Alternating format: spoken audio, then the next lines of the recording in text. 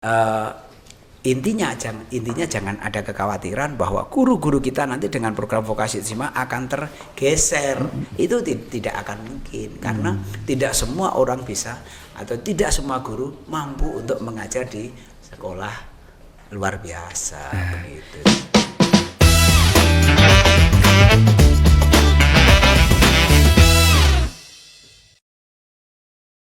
Assalamualaikum warahmatullahi wabarakatuh.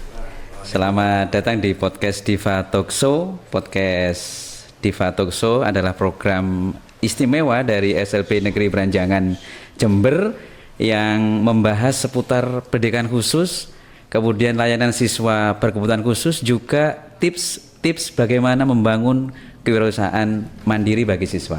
Tapi terlebih dahulu kita sambut susunan sponsor dari Azza Rasa oleh-oleh dari Jember. Baik, untuk di podcast kali ini kita kedatangan tamu yang sangat istimewa dari Dinas Pendidikan Provinsi Jawa Timur. Dalam hal ini yang ada di hadapan kita kali ini adalah Bapak Kepala Bidang PKPLK, Bapak Dr. Suhartono MPD. Selamat siang, Pak. Selamat siang.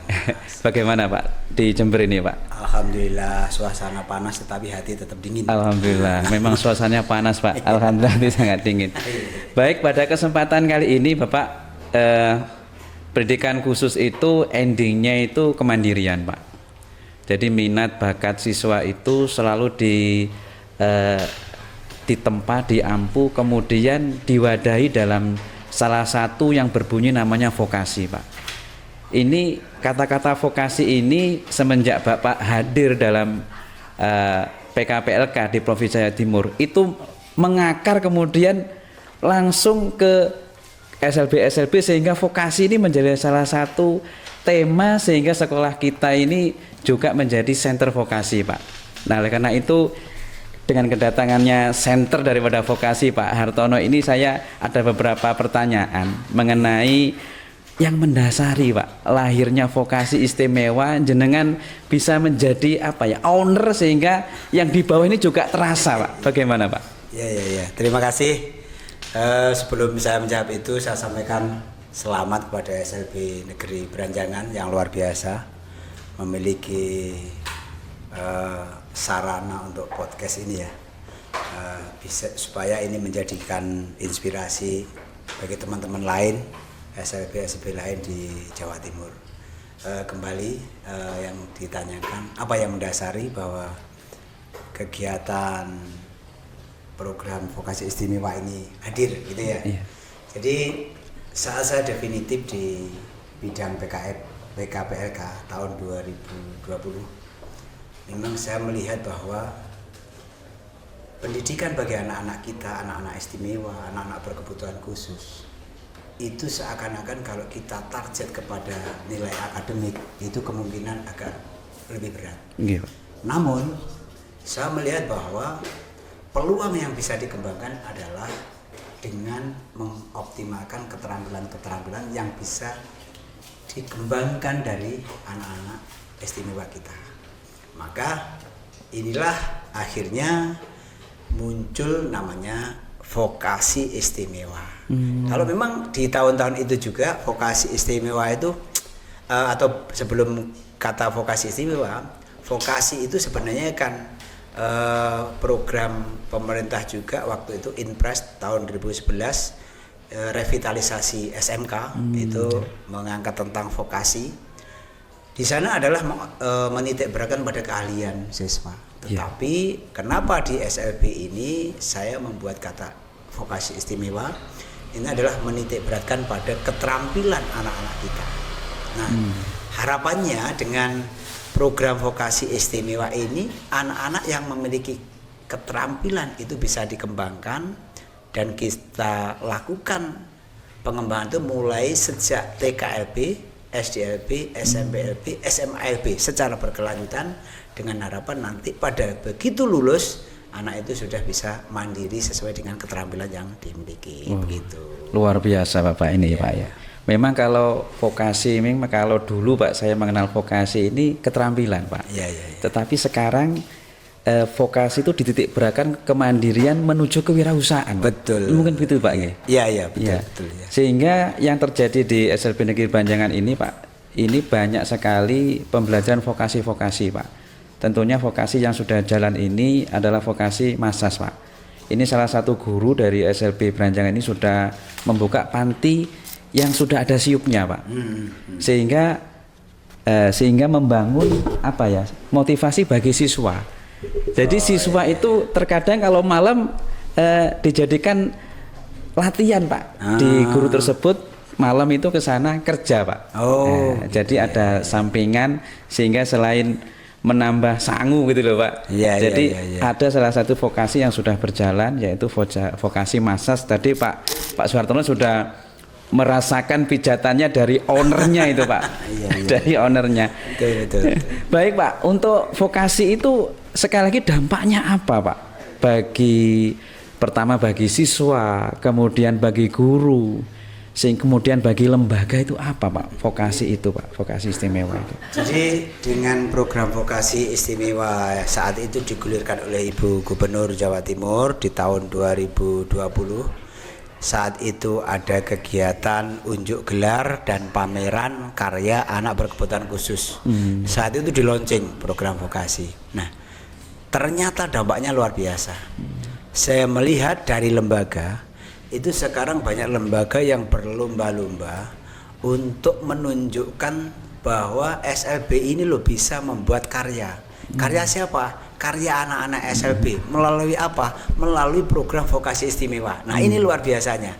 Sehingga dampak mulai dari pengelolaan pendidikan yang di SLB yang semula dulu seperti ini aja udah cukup. Ternyata SLB semakin lama ingin semakin berkompetisi untuk menunjukkan bahwa SLB itu mampu berkarya. Ini dilihat dari lembaga. Dari anak-anak itu luar biasa karya-karyanya.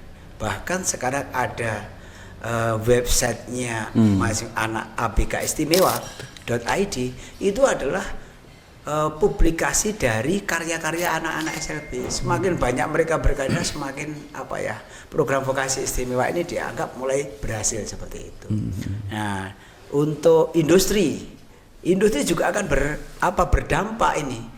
Karena anak-anak memiliki keterampilan, begitu dia lulus dari SMA LB, maka dia bisa bekerja di industri sesuai dengan keterampilan yang dimiliki. Saya ambilkan contoh, adalah salah satunya di Jawa Timur, ini adalah ada PT yang besar yaitu PT United Farmasi Indonesia.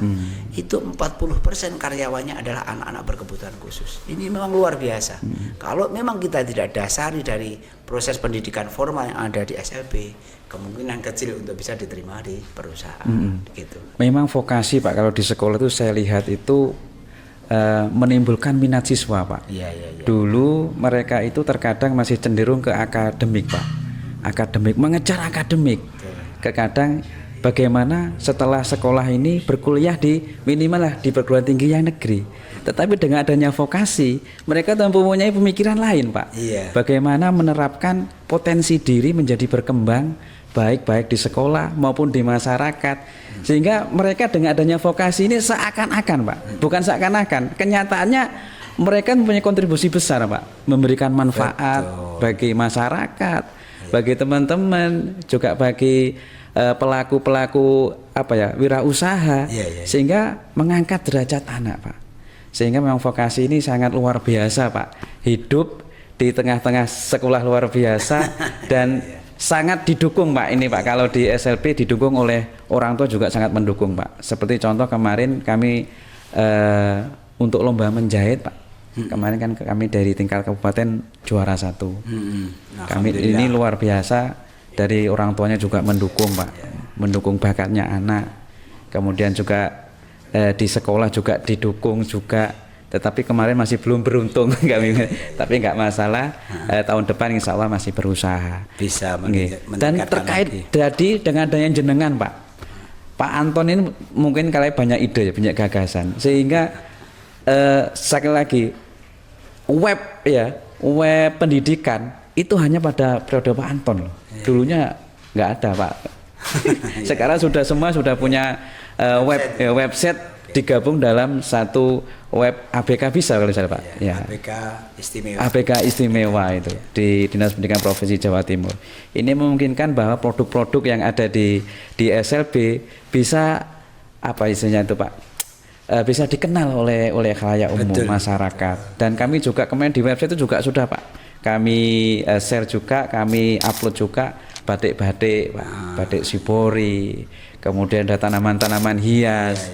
Dan termasuk tanaman saya, Pak. Saya itu punya tanaman namanya bayam Brazil, Pak. Oh, gitu ya? Itu di rumah saya tak foto, kemudian saya masukkan ke websitenya itu, Pak. Tapi masih belum ada yang beli. Lah, itu, Pak. Kita tunggu. Selanjutnya, Pak, ini setelah ada dampak, kemudian manfaat vokasi, Pak. Manfaat vokasi istimewa ini tentunya bagi guru, Pak. Karena guru selain mempunyai kompetensi akademik, Pak, kan harus juga mempunyai kompetensi vokasi. Apakah nanti guru itu akan istilahnya itu mengambil jurusan vokasi atau ngambil guru-guru lain, Pak, dengan adanya vokasi ini diterapkan di sekolah, Pak? Apakah nggak terkurang nanti, Pak, guru-guru yang ada di sekolah, Pak? Iya. Karena dasarnya itu latar belakangnya akademik, Pak. Iya. Kalau vokasi ini kan latar belakang kewirausahaan, keterampilan. Apakah mampu, Pak, ini para Pak Ibu guru untuk apa istilahnya mendukung vokasi, Pak? Jadi begini, jangan ada kekhawatiran bahwa nanti ada guru yang mungkin tidak bisa untuk menjalankan vokasi istimewa. Ini adalah sebuah program saja. Jadi program itu mesti akan bisa dilaksanakan oleh teman-teman tatkala akan ada dukungan dari semua pihak. Apa yang kita dukung? Bahwa di Dinas Pendidikan juga melakukan pelatihan untuk guru-guru dalam keterampilan tertentu. Harapannya setelah ada pelatihan itu yang dilakukan oleh bidang pendidikan, pembinaan pendidikan khusus dan layanan khusus, maka itu mengimbaskan hasil dari pelatihan itu kepada lembaga-lembaga SLB di kabupaten kotanya masing-masing. Sehingga itu salah satu upaya yang kita lakukan. Selain itu, kita tahu bahwa guru itu di SLB nyatanya adalah guru yang semuanya, artinya guru kelas. Artinya semua itu harus mampu dilakukan oleh seorang guru ingin menyampaikan informasi materi pembelajaran kepada anak-anak. Jadi tidak lantas bahwa karena ini pembelajaran vokasi istimewa akhirnya diajarkan oleh orang yang ahli di bidang itu, tidak. Artinya guru-guru yang itu nanti akan tersisihkan, tidak. Tetap bahwa guru yang bertanggung jawab adalah guru kelas itu sendiri. Karena kita tahu bahwa kompetensi guru selain kompetensi pedagogis, kompetensi profesional, sosial, dan kompetensi kepribadian itu nanti akan menyatu di sana. Lah masalah vokasi itu adalah tambahan-tambahan keterampilan yang harus bisa dimiliki oleh guru untuk menyampaikan ke anak didiknya. Begitu. Jadi intinya jangan ada kekhawatiran bahwa guru-guru kita nanti dengan program vokasi istimewa akan tergeser. Itu tidak akan mungkin karena tidak semua orang bisa atau tidak semua guru mampu untuk mengajar di sekolah luar biasa. Begitu. Itu yang jadi kekhawatiran Pak kemarin itu dengan adanya program vokasi ini banyak guru yang bertanya-tanya, Pak. Saya ini kan bisanya cuma matematika, Pak. Saya nggak bisa menjahit atau saya nggak bisa membuat karya rupa yang lain. Terkadang mereka tuh minder, Pak. Berarti dengan jenengan sudah memberikan penjelasan ini, berarti insya Allah. Iya, tidak usah ada kekhawatiran. Semua Pak, mesti akan bermanfaat semuanya. Pak. Bahkan begitu kita ada program vokasi istimewa yang selama ini kita lomba keterampilan siswa nasional untuk anak berkebutuhan khusus, kita tidak pernah juara umum. Tapi di tahun 2022 kita bisa juara umum. Luar biasa. Juara umum nasional. Nah, kalau yang tahun ini kita memang tidak mendapat juara umum, tetapi alhamdulillah prestasinya juga luar biasa. Menjahit itu peringkat 1 di nasional. Kemudian tata riasnya ada peringkat 2 nasional. Luar biasa. Itu apa dukungannya? Program vokasi istimewa. Ada yang mendukung lagi dari kegiatan vokasi istimewa. Adanya sekarang program direktorat lembaga sertifikasi profesi bagi anak berkebutuhan khusus. Berarti ada sertifikasinya juga, Pak? Iya, itu nanti. Dan di Jawa Timur sudah ada 2 lembaga yang memiliki kesempatan untuk menjadi lembaga penyelenggara LSP P1, yaitu SLB Negeri C Pembina Malang. Iya, Pak. Kemudian itu ada di Tata Graha. Setahun ini adalah SLB Negeri Lamongan di Tata Boga. Nah, masing-masing lembaga nanti akan memiliki asesor yang bisa memberikan tes kepada lembaga-lembaga yang ada atau anak didiknya atau di lembaga-lembaga lainnya di Jawa Timur. Berarti kalau sudah nanti ada sertifikasi, Pak, berarti sudah terjamin misalkan nanti keluar bekerja di perusahaan-perusahaan yang mempunyai nilai yang sangat tinggi bisa langsung diterima, Pak? Loh, jelas, karena begini, sekarang kita melihat bahwa perhatian pemerintah terhadap anak berkebutuhan khusus luar biasa, terutama lulusan yang bekerja. Di Undang-Undang Tenaga Kerja, untuk BUMN minimal 2% itu harus mengakomodir anak-anak difabel. Untuk swasta 1% minimal untuk mengakomodir anak-anak yang difabel. Sehingga ini adalah kesempatan bagi kita untuk memberikan atau mengoptimalkan program vokasi istimewa, sehingga anak-anak nanti begitu lulus iki loh, dengan adanya LSP dia sudah memiliki sertifikat bahwa saya memiliki kompetensi tertentu, dia akan bisa dimanfaatkan secara otomatis oleh perusahaan-perusahaan yang bekerja di bidang yang dimiliki oleh siswa itu. Luar biasa, Pak. Ini misalkan, Pak, ya. Ini kalau vokasi, Pak, ya, sudah menyeluruh, Pak. Jawa Timur sudah menyeluruh vokasinya dan 100% ya, Pak, guru, kemudian siswa, orang tua, kemudian sudah menjadi salah satu pendukung vokasi, sudah luar biasa. Harapannya apa, Pak, kalau sudah terbentuk semua, Pak? Jadi harapan saya begini, sebuah program itu kalau tidak kita betul-betul pahami dan kita laksanakan secara bersama-sama, kecil kemungkinan untuk keberhasilannya. Maka harapan saya ini harus betul-betul dilakukan dengan baik, supaya apa? Supaya nanti anak-anak kita itu dengan slogan ABK bisa, PKLK istimewa, mandiri tanpa diskriminasi, itu tidak ada sekedar slogan, tetapi itu betul-betul diimplementasikan kepada lulusan-lulusan kita. Harapan kita sebenarnya ke sana. Anak akan bisa dipercaya, anak akan bisa dianggap mampu untuk melakukan sesuatu dari hasil proses pendidikan. Masyarakat juga akan percaya kepada proses pendidikan yang ada di lembaga luar biasa. Selama ini barangkali kalau ada orang tua yang tidak memperbolehkan anaknya untuk sekolah di SLB, bisa saja karena tidak percaya. Maka dengan kegiatan vokasi ini harapan kita masyarakat akan percaya, sehingga anak-anak yang memiliki keterbatasan bisa menjalani pendidikan di sekolah luar biasa. Luar biasa nih harapannya, Pak. Ya, Pak Hartono, mudah-mudahan impian kita bersama, Pak, mudah-mudahan bisa tercapai, sehingga kemandirian siswa tentunya menjadi salah satu prioritas bagi kita semuanya, biar anak tidak tergantung dengan orang lain. Betul. Bisa mandiri dan untungnya bisa memberikan lowongan atau pekerjaan bagi orang lain, Pak. Tentunya tadi salah satu guru kami tadi sudah memberikan manfaat kepada orang lain.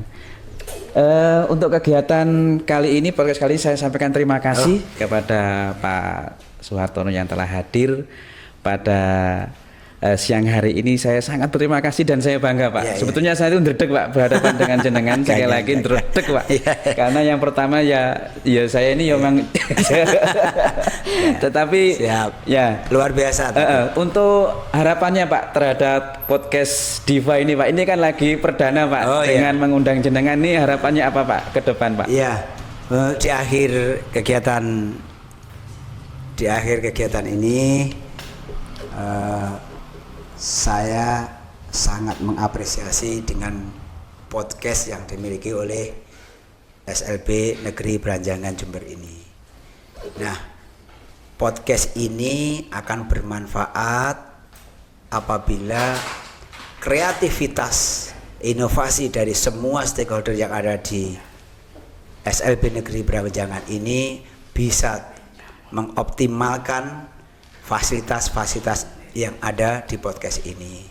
Untuk itu saran saya maksimalkan, optimalkan kegiatan-kegiatan yang melalui publikasi, melalui podcast ini, dan semoga ini bisa menjadi inspirasi bagi lembaga-lembaga SLB lainnya, bahkan juga menjadikan inspirasi bagi lembaga-lembaga reguler lainnya. Itu sekali lagi luar biasa program ini, semoga ini akan lebih bermanfaat ke depannya. Terima kasih. Amin, amin. Terima kasih Pak atas pesannya. Mudah-mudahan ke depan Diva Talk Show ini menjadi maju, dan mudah-mudahan jenengan nanti kalau sudah wah nanti Pak ini Pak setahun ke depan saya undang kembali. Siap. Saya undang kembali. Terima kasih sahabat Diva Talk Show ya, dimanapun Anda berada. Saya sudah ngobrol dengan Bapak Kabid. Terima kasih. Dan jangan lupa subscribe ya, like dan komen channel kami. Terima kasih. Saya kiri, wassalamualaikum warahmatullahi wabarakatuh.